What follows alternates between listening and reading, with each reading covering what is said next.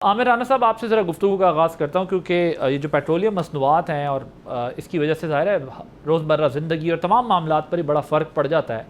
یہ پرائسز جو ہے وہ اس وقت حکومت کے لیے کتنا بڑا چیلنج ہیں؟ کیا جو اس وقت اکنامک ایشوز ہیں وہ ٹھیک ہوتے آپ کو دکھائی دے رہے ہیں، یا ان میں آنے والے دنوں میں مزید ٹینشن بڑھے گی، اضافہ ہوگا؟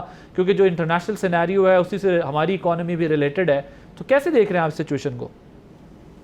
دیکھیں عادل بھائی، پریڈکشن جو ہے نا وہ تو نہیں ہو سکتی، کیونکہ پاسداران انقلاب اور صدر ٹرمپ دونوں ہی ایک ہی جیسی طبیعت کے مالک ہیں. کیونکہ اب تو ایران کی گورنمنٹ نے باقاعدہ کہہ دیا نا کہ ہم نے تو ان کو آرڈر دیے ہوئے ہیں، ہمارے لوگ آج خود بنیادوں پہ فیصلہ کرتے ہیں، اور امریکن جو اڈے ہیں ان کو ہم نشانہ بناتے ہیں، اور اس کے بعد ارد گرد اگر گر جائے تو ہم کیا کر سکتے ہیں. مطلب کہہ کے اور وہ پیچھے ہٹ گئے، اور صدر ٹرمپ تو پیچھے ہٹ ہی نہیں رہے. وہ جب مذاکرات کامیاب ہو رہے تھے تب بھی بڑک بازی اور بیان بازی میں نمبر 1 تھے، اور اب بھی وہیں کھڑے ہیں.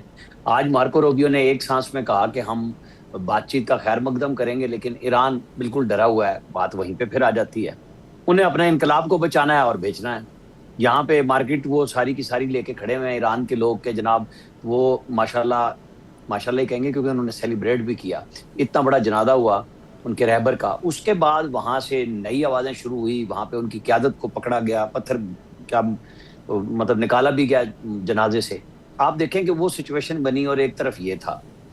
اب ہرمز میں جو کچھ، چاہے وہ پوائنٹ نمبر 5 کی خلاف ورزی کچھ جہازوں نے کی، تو وہ ثالثوں کے پاس آنا چاہیے تھا نا، بجائے اس کے کہ ان کے اوپر ڈرون مار کے اور حالات خراب ہوئے. اور امریکہ کو تو چاہیے تھا. اب لوگ بحث کر رہے ہیں.